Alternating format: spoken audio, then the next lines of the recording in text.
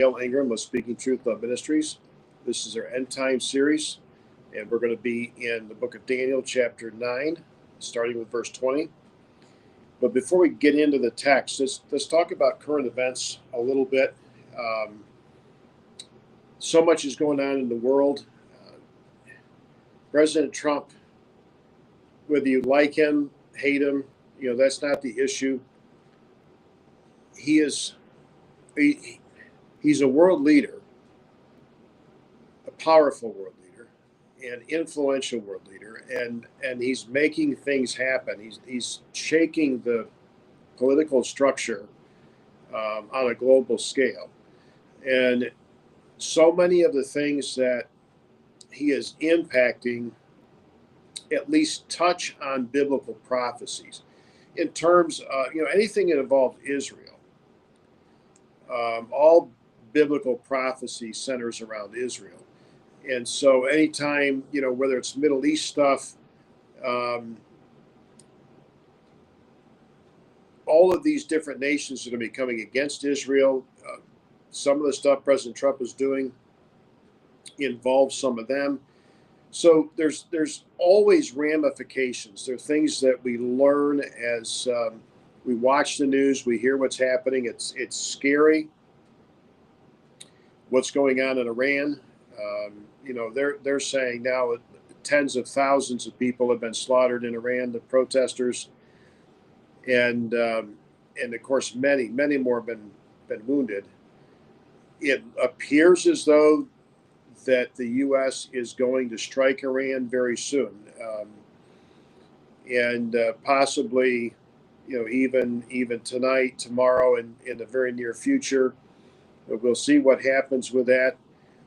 But President Trump has just recently been over in Davos with the World Economic Forum, which just has, the whole beast system, the Antichrist, kind of written all over it.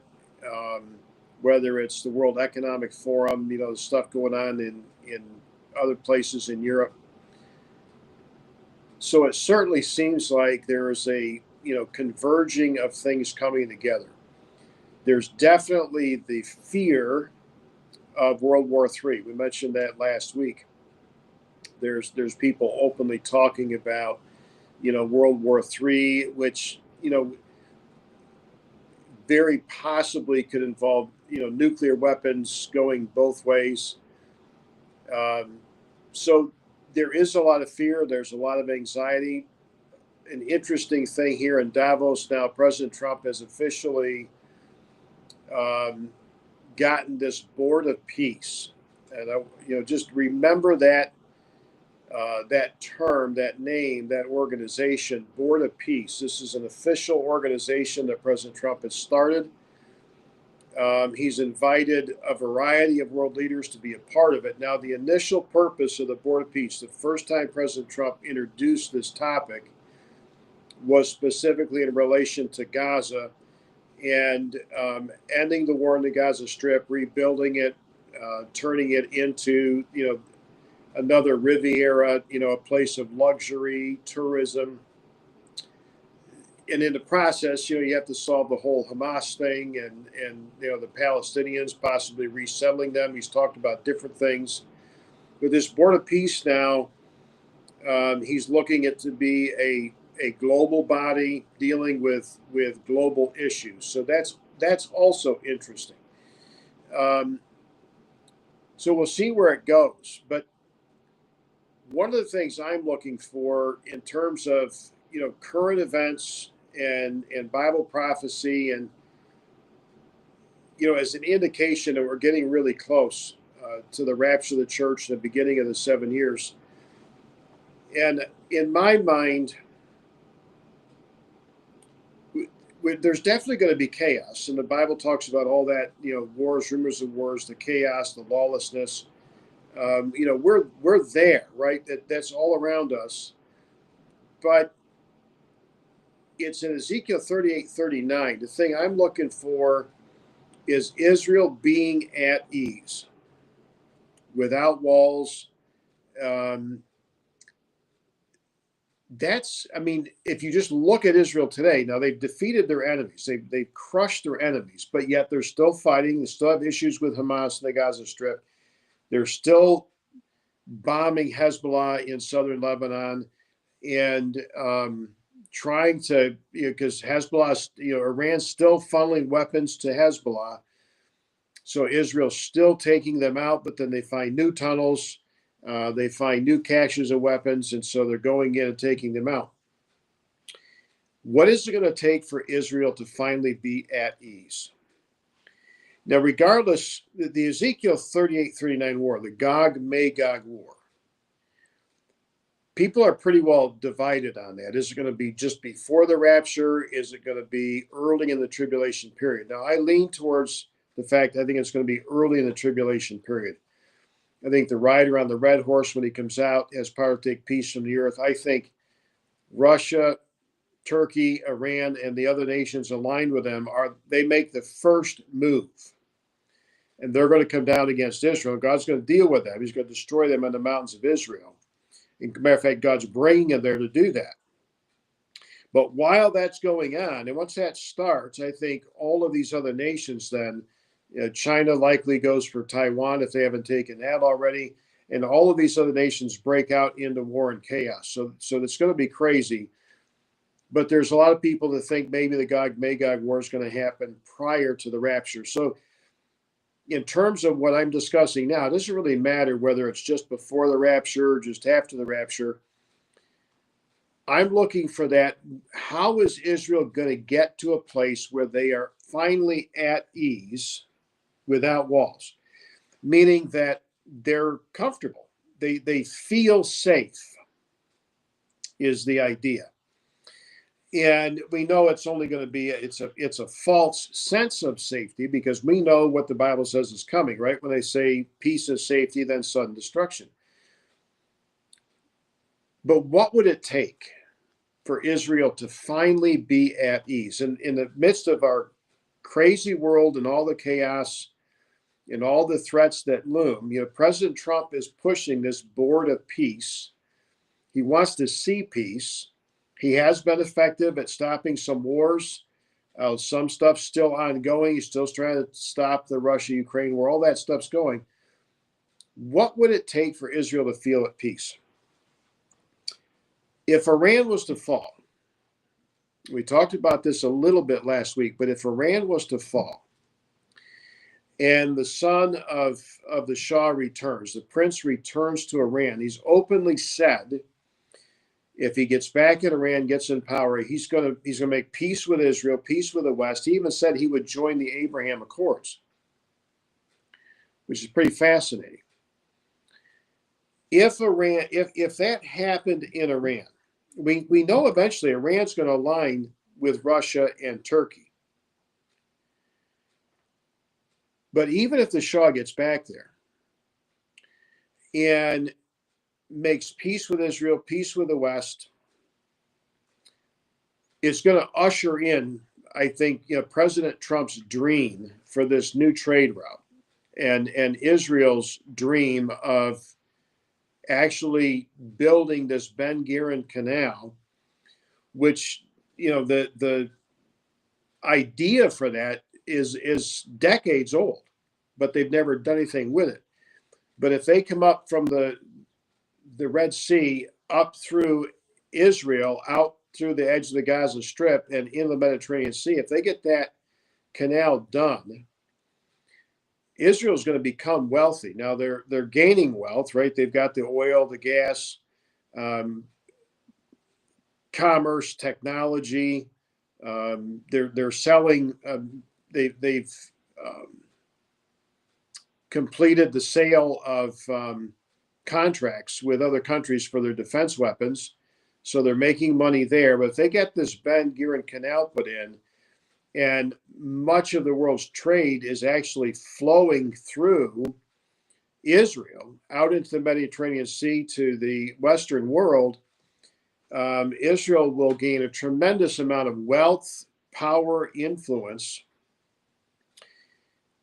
If they make peace, if the regime falls and the Iranian people take over and they make peace with Israel in the West, President Trump and the Board of Peace go into the Gaza Strip, and they turn that place into a paradise, right? I mean, right now it's rubble. So it's going to take years to do, but with modern equipment, machinery, stuff can happen. You can do a lot in a few years. They start rebuilding the Gaza Strip, turning it into a tourist destination. I mean, it's beautiful along the Mediterranean Sea. So that's President Trump's vision. Well, Israel has a wall, right, all the way along Israel's southern border there with the Gaza Strip. So what would it take for Israel to actually decide, let's just take that wall down? They make peace with Iran, or Iran makes peace with them. Then you've got these Abraham Accords. You got 22 Arab nations that are part of the Arab League. If those nations, Saudi Arabia leading the pack, if they go ahead and sign on to the Abraham Accords, and then let's say you have new leadership in Iran, they sign on, all of a sudden that's just going to radically, almost overnight, change Israel's place in the world. Now we know, and again, it's like war and peace are opposites, right? And yet they're right next to each other. And the prophecies about Israel being hated of all nations for my namesake will come true in the 7 years tribulation. Absolutely. All of that's going to happen. But just prior to all of that stuff beginning to unfold, almost like dominoes going over one after the other, just prior to that, something happens that makes Israel feel at ease. And it's going to have to involve the nations around Israel, most of whom hate Israel. Now, Jordan and Egypt have working treaties with Israel, and they do trade and commerce, even though publicly sometimes, Egypt and Jordan criticize Israel, lash out against Israel. You wouldn't think that they had treaties and that they were trading back and forth, but they do. If they all sign on the Abraham Accords and Israel feels that they're safe, and I think this is, President Trump's vision of, it's like he's selling peace and prosperity at the same time. And prosperity is like the carrot on the stick to get these nations to finally say, okay, we'll sign on the Abraham Accords because we're going to get trade and, billions of dollars from the U.S. or billions of dollars from doing trade with these other nations. So it's going to come together at some point prior to that Gog-Magog war where Israel feels like they can finally relax because they're at peace with their neighbors. It isn't going to last long, and everything's going to radically change. But that peace and safety, that's the thing that I'm looking for, paying close attention to see how this develops. And obviously, Iran, maybe not absolutely necessary for Israel to, for Iran to make peace with Israel before they would finally feel at ease if they had the other Arab nations. But since Iran has been funneling money and basically fueling Hamas, Hezbollah, and the rebels down in Yemen that have been firing rockets at Israel, if Iran changes, all of that stuff dries up. And so the dynamic changes.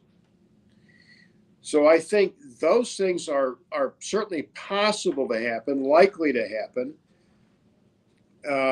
almost certain to happen, that the surrounding countries, Arab countries, signing on the Abraham Accords, you've got to have that before Israel's going to feel at ease. And even the point of starting to take walls down. So I think it's all intertwined together. That's why, again, whether you agree with President Trump or not, it's completely beside the point.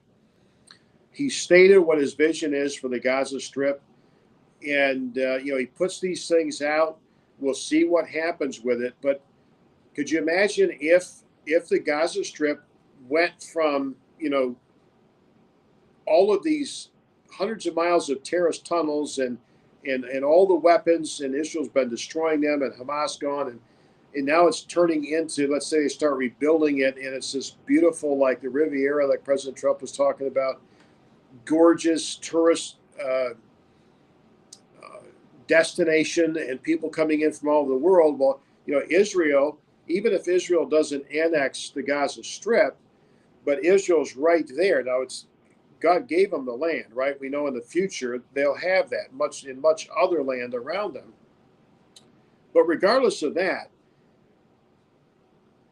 if the Gaza Strip turns into a place of paradise, then you can envision Israel saying, okay, let's take these ugly walls down, because we're going to be trading and doing commerce, and the Jews are going to be going down there to vacation and all this stuff. And there's going to be things back and forth. Israel wants the tourist money, but that is one of Israel's major sources of income is tourism. And of course, since the October 7th, a couple of years ago, 2.5 years ago, that's been shut down. Now it's starting to gear up again. Tours are going in, Christians are going in and visiting Israel again. So that money's beginning to flow. So you can envision, that's the thing I'm looking for as I look at current events. All the war dynamics, the chaos dynamics, the loss, it's all present, it's all there. But something is going to interrupt that, this false peace, and not just the 7-year covenant that gets confirmed. We're talking about that here in Daniel 9. But if those Abraham Accords are signed, we may see part of that false peace even before the 7-year covenant signed. We may see part of that before the rapture of the church. Time will tell. Anyways, with that, back to Daniel chapter 9. And what I want to do, I'm going to start with verse 20. So the first part of the chapter is not necessarily prophetic in nature, but Daniel realizes as he's reading the scriptures that God had foretold that Israel would be in captivity for 70 years. And Daniel was taken captive probably as a young teenage boy, along with Shadrach, Meshach, Abednego, and a whole bunch of other Jewish captives came down in, taken captive to Babylon. And so Daniel's been in the captivity 7 years. So he's an old man at this point. And he's realizing that God had said 70 years. And he's like, well, wait a minute, 7 years are almost up. And he realizes that they're going to be able to start going back home soon. There's no record of Daniel ever going back home. Didn't apparently make the journey back there. But he realized it's coming. That's the first part of Daniel chapter 9. And then he begins to pray. And what Daniel does is he confesses his sin and the sin of Israel. And he's making supplication to God. And then in the middle of that, okay, as he's doing that, now we're going to pick it up with verse 20, because it says here, now while I was speaking and praying and confessing my sin and the sin of my people Israel, and presenting my supplication before the Lord my God for the holy mountain of my God. So he's praying for Jerusalem. He's praying for Israel. And while he's doing that, verse 21, yes, while I was speaking in prayer, the man Gabriel, whom I had seen in the vision at the beginning, being caused to fly swiftly, reached me about the time of the evening offering. So Daniel had been praying throughout the day. And Gabriel arrives about the time of the evening offering. And he informed me and talked with me and said, "O Daniel, I have now come forth to give you skill to understand. At the beginning of your supplications, the command went out, and I have come to tell you, for you are greatly beloved. Therefore, consider the matter and understand the vision." So Gabriel's going to give him more information. He's had, a number of dreams. He interpreted Nebuchadnezzar's dream from Daniel chapter 2. And now Gabriel's going to build on that. He's going to give him more information about what's going to happen to Israel in the last days. And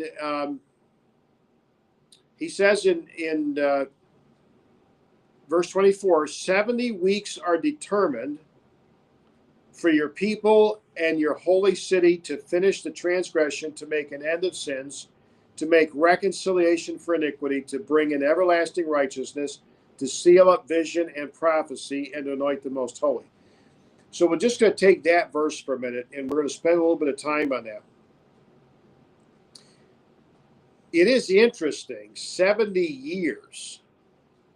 That's the subject of the first part of chapter 9. Daniel realizes that the captivity was going to be 70 years. He prays about that, and then Gabriel comes while he's praying. It says 70 weeks, not 70 years, 70 weeks are determined, but these are weeks of years.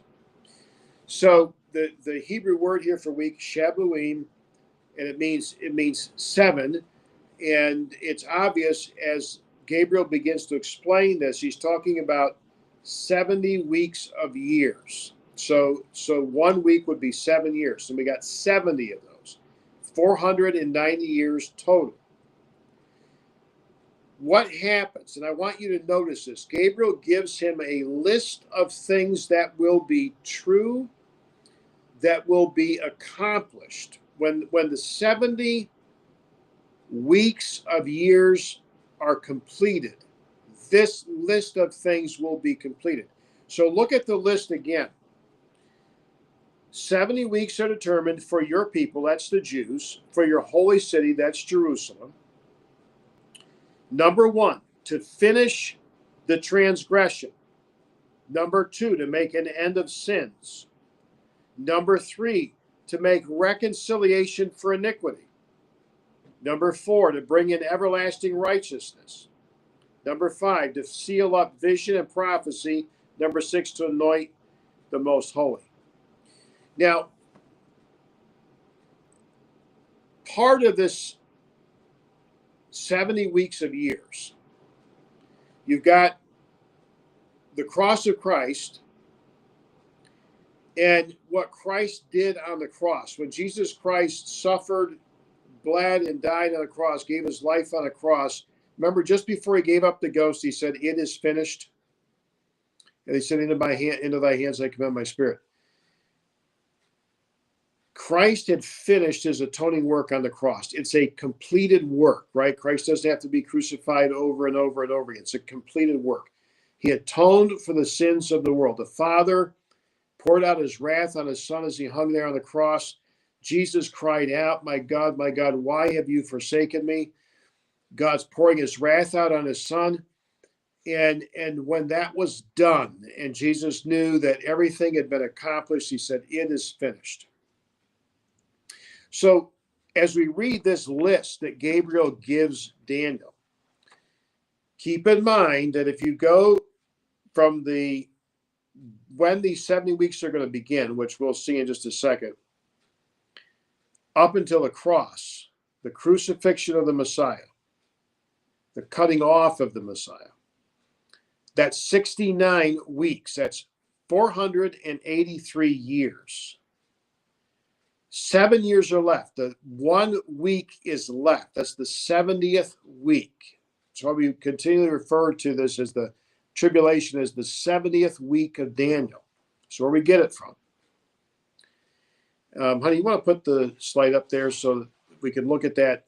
And when Faith gets this slide up, so we've got the 3 timelines, right? You got the timeline on the top from Daniel chapter 2.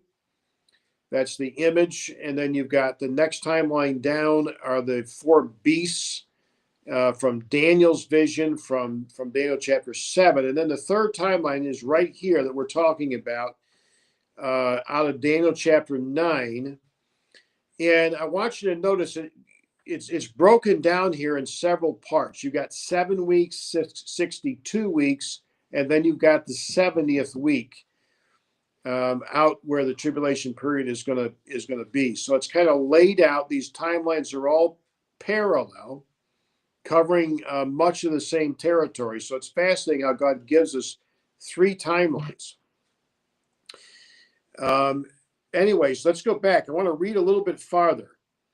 The sixth thing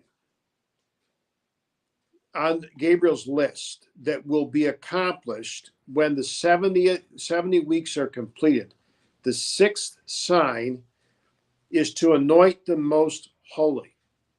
Now, we know when that's going to happen. We've got any number of passages we can go to, and we'll probably see some of those as we continue this prophecy study beyond Daniel. We've looked at Revelation. We're in Daniel. We're going to be looking at prophetical passages in Joel, Zephaniah, Zechariah, and other places, Isaiah as well as Ezekiel. Jesus Christ, at the end of the 7 years of tribulation, it's the revelation of Jesus Christ. He's pouring his wrath out upon the earth because of their wickedness. At the end of the 7 years, he comes back, puts his feet on the Mount of Olives, destroys the armies, beast and false prophet are cast alive in hell, Satan's bound.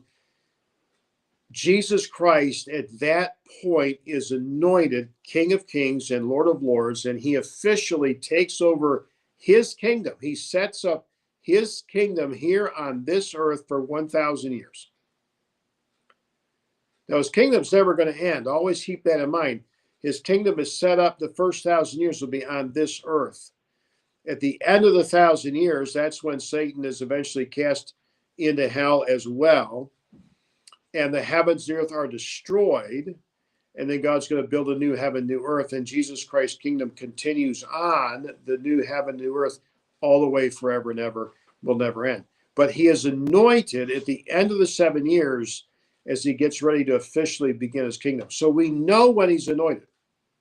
So Gabriel's saying to Daniel, 70 weeks are determined upon your people and the holy city. And then list 6 specific things that will be accomplished when those 70 weeks are done. And that 6th thing is Jesus Christ being anointed, and he's going to begin his kingdom. So we know that 70th week that's kind of floating around, we know when that's going to end. At the end of that 70th week is when Jesus is anointed. Now, let's go down farther. So verse 25, Gabriel says, know therefore and understand that from the going forth of the command to restore and build Jerusalem until Messiah the Prince, there shall be 7 weeks and 62 weeks. So you notice 7 and 62 make 69. Why does God break it down 7 weeks and 62 weeks? And what we think is it took about 50 years from the time that Cyrus signs the decree for the Jews to go back and rebuild the temple. Okay, that's the first decree. It takes about 50 years to get that temple rebuilt, and in troublous times. But there's also comes another decree, and the work has to stop, right? A later king, the neighbors complain. They don't like the Jews being there. They don't like the Jews rebuilding the temple. And so they're giving, if you read the book of Ezra, it gives that story. And they give them a hard time. They finally get the temple rebuilt. It's a pretty humble compared to Solomon's temple. But they get the temple up, but the city and the walls are still in ruins because there was another decree that the work had to stop. And then years later, search is made, and you read in the book of Nehemiah, the story of Nehemiah coming back home, and he's going to help start rebuilding the walls and actually rebuilding the city itself. And it's that decree, if you look at it again here, it's that decree. Gabriel says, verse 25, know therefore understand that from the going forth of the command to restore and build Jerusalem,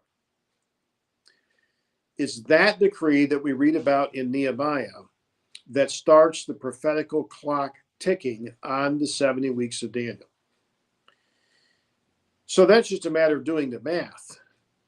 And you can get from the time that decree was signed until the crucifixion of Jesus Christ, 483 years. It says, until Messiah the Prince shall be 7 weeks, 62 weeks, the streets shall be built again, and the wall. Again, streets mentioned, the walls mentioned, even in troublesome times. So they had trouble rebuilding the temple initially, and then later, even after the decree was signed to go back, for Nehemiah to go back and rebuild the city itself and the walls, they still had trouble, right? The neighbors didn't like him back then either. They don't like him now. And after 62 weeks, Messiah shall be cut off. So we have a specific reference here to the crucifixion of Jesus Christ. When the 69 weeks are completed, the Messiah will be crucified or cut off.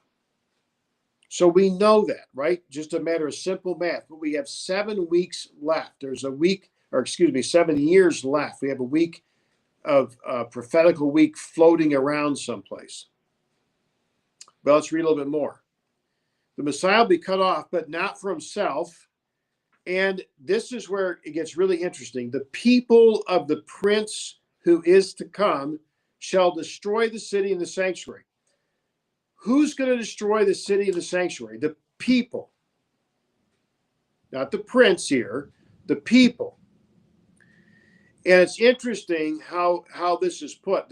Gabriel's saying the people of the prince who is to come. The prince who is to come is somebody that's going to be way in the future.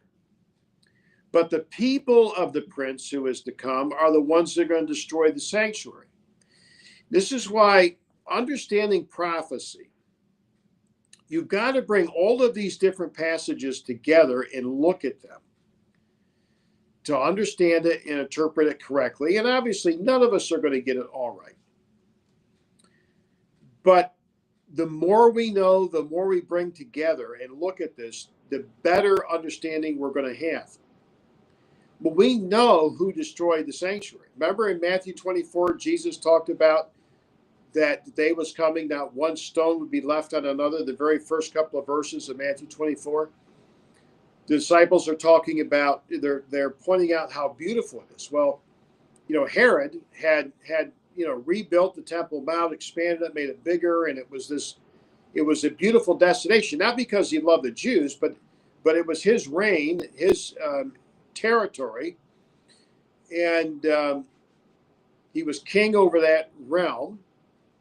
And so he did all of this stuff, and the disciples are admiring it, saying something to Jesus, and Jesus says, the day is coming when not one stone will be left on another. Well, it was 70 AD when Rome comes down because the Jews rebelled. Rome comes in, and they destroy Jerusalem. They destroy the temple again, tear down the walls. They kill, slaughter the Jews. And it's written about not only in Josephus wrote about it. We've got any number of historians who wrote about that time period. We've got a lot of information about it. 70 AD, the people destroyed the sanctuary. Well, Gabriel's telling Daniel it's going to happen. It says the end of it will be with a flood until the end of the war desolations are determined. Now look at the next verse. Then he shall confirm a covenant with many for 1 week. Okay, there's our missing week, right? That's the 70th week. The people of the prince who is to come will destroy the sanctuary. So the people destroy the sanctuary. But what about the prince? The prince is going to confirm or strengthen a covenant.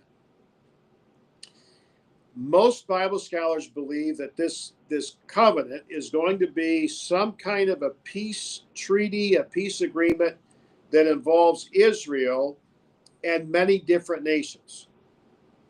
He shall confirm a covenant with many for 1 week. It's a specific 7-year covenant. That's very important. Listen, all prophecy is going to be fulfilled just as God laid it out. Sometimes we wonder, how is that going to work, or how is this going to be fulfilled?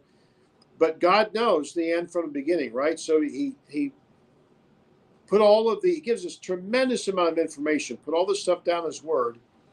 It'll be fulfilled in every detail. So it'll be a 7-year covenant. Now, I've been listening to some folks and talking about this 7-year covenant, that perhaps this covenant is not talking about a peace covenant between Israel and many nations. That maybe this 7-year covenant involves the Mosaic law and the reinstitution of the temple and sacrifices and all that. I'm not sure. I don't necessarily lean that way. I lean towards a peace treaty between Israel and a group of nations for a number of reasons. If it was the reestablishment of the Mosaic law and talking about the reinstitution of the sacrificial system, which it is going to happen, but I don't think there would be a 7-year time period on that, right? If you're going to if you're going to strengthen the covenant to start sacrifices, who's going to say, well, we're going to start it for 7 years and then see what happens? I don't think that it's going to be that. I think it's going to be an actual agreement, a peace agreement of some kind. Again, could the Abraham Accords be a framework? Now, there's no 7-year time frame that I know of tagged to the Abraham Accords. But what happens if Saudi Arabia says, okay, we'll finally sign on to these, but we'll just do it for 7 years. We're not going to commit to this long term. Well, that's going to get you thinking, right? I mean, at some point in here, whether it may have nothing to do with the Abraham Accords, it may be, someone else completely. The other thing is, the Antichrist is the one that's going to confirm it. Now, we don't think that President Trump's the Antichrist for a number of reasons, but I want to actually let me speak to that for just a minute. It's clear that the Antichrist, this prince that shall come, is going to come out of the Roman Empire. How do we know that? Because of what Gabriel just told Daniel. The people of the prince who is to come is going to destroy the sanctuary. We know who destroyed the sanctuary. Rome came down and destroyed the sanctuary. Well, let's identify Rome. Okay, we've got Italy as the nation, right? And Rome is the capital of Italy. And when we talk about the Roman Empire, we don't talk about the Italian Empire. It's usually known as the Roman Empire. Are we talking about somebody that has to come out of the city of Rome? Is it somebody that has to come out of Italy itself? Is it someone that comes out of the old Roman Empire? And I think there's a lot of room here for discussion. I mean, I think if you talk about, the Roman Empire, well, that includes, Europe, North Africa, the Middle East, the area of Turkey, what was known then as Asia Minor. The Roman Empire was vast. The Antichrist is going to, for sure, come out of the old Roman Empire. Now, he could be Italian. He might come out of the city of Rome, but he might be able to fulfill this prophecy that Gabriel's given Daniel just by coming out of, being a descendant of somebody from the old Roman Empire. Well, and again, a descendant of, that expands it out. A descendant of one of the Caesars, a descendant of one of the generals. We could pick any number of people involved in the Roman Empire. Their descendants are spread out all over. Well, who's to say that if you've got a descendant of somebody from the old Roman Empire, and they're living down in Australia, who's to say they can't fulfill being the Antichrist? So I think that we have to, there's no doubt that the Antichrist is going to come out of the old Roman Empire, but I think that there's, pretty broad parameters in terms of where he might come from. Now, I don't think Donald Trump's the Antichrist, but it doesn't mean that this board of peace that he's establishing, the Abraham Accords, Jared Kushner is involved, I believe, in both of these endeavors. His son-in-law, who is Jewish, and has been heavily involved in these things. And that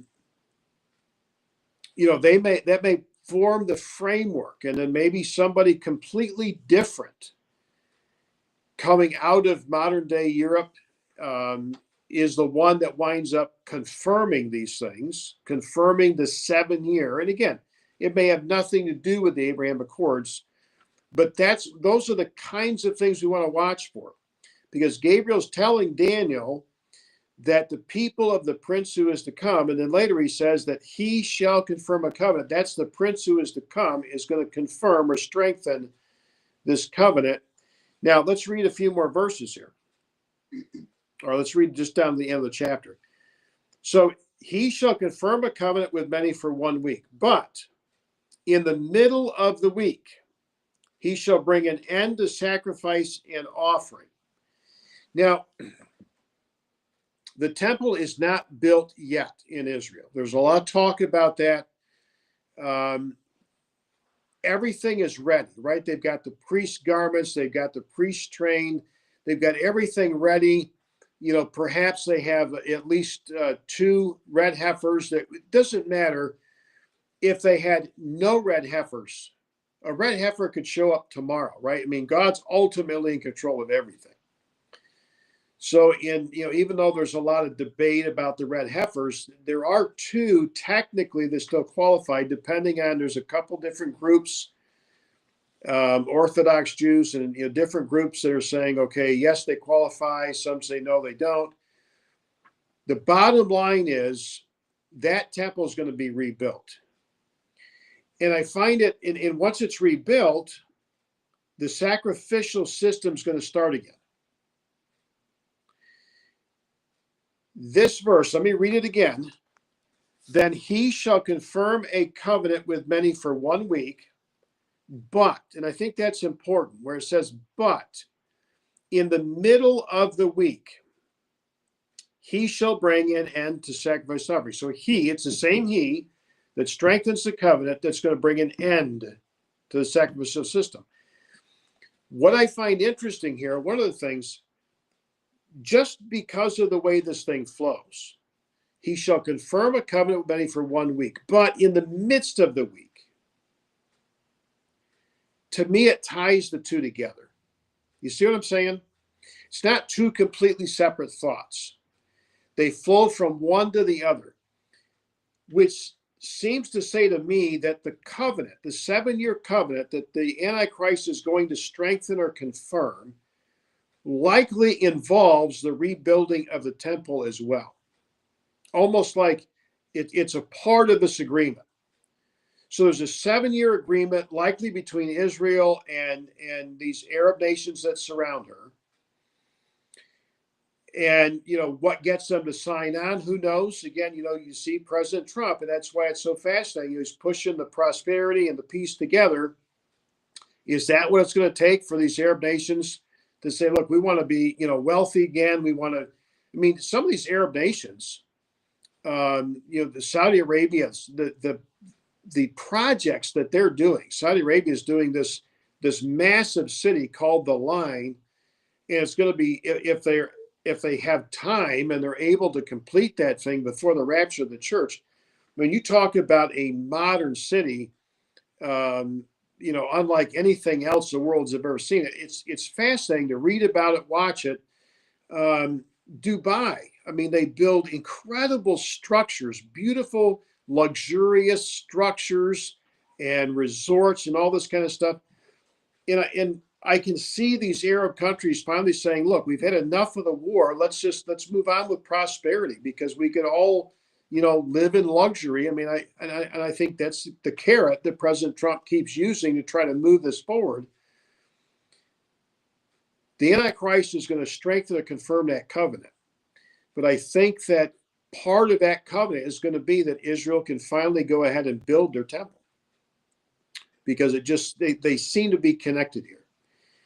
But he shall, but in the midst of the week, he shall cause the sacrifice to cease. So they're almost like he confirms the covenant, but then it's almost like he breaks the covenant halfway through and stops it. Well, why is he going to stop the sacrifice? Why is the Antichrist going to go in and stop the sacrifice halfway through? Well, we know why when we go to Revelation, because the image of the beast is going to go into the holy place. And the false prophet and the Antichrist then are going to convince and then force the world to worship the image of the beast and ultimately to worship the beast and the false prophet and Satan as well. So that's why those sacrifices are going to stop halfway through, because the image goes in. Let's just finish this up. And he says, and on the wing of abominations shall be one who makes desolate, even until the consummation which is determined is poured out on the desolate. Well, what's the desolation? So the abomination, I'm not going to take the time to read it now, but Jesus talks about it in Matthew 24, starting with verse 15, when he talks about the abomination of desolation spoken by Daniel the prophet. Well, the abomination, that's obvious. That's the image going into the holy place, right? The place where God's supposed to be. There's going to be this image. And then the world's going to worship the image. That's the abomination. What's the desolation? The desolation is the 200 million man army. How do we know that? Because we know halfway through, the revived Roman Empire is going to rule the world. We see it in Revelation chapter 13. Just prior to that, let's say you back up from the middle of tribulation, back up a year, maybe better than a year. It'll take that long for that 200 million man army that's introduced in Revelation chapter 9 under the sixth trumpet judgment, with the four ancient demons loosed at the river Euphrates, 200 million man army. They conquer the world, and in the process of conquering the world, they kill 1/3 of mankind. So over 1.5 billion people they kill. And the last place they go is into Israel, take over Israel, set the image up, and again, that image going up is one of the reasons that God allows them to come in, and they crush the back of the Jews, and that's when the believing Jews have to flee for their life for the second half of the tribulation, and God's got a place prepared for them.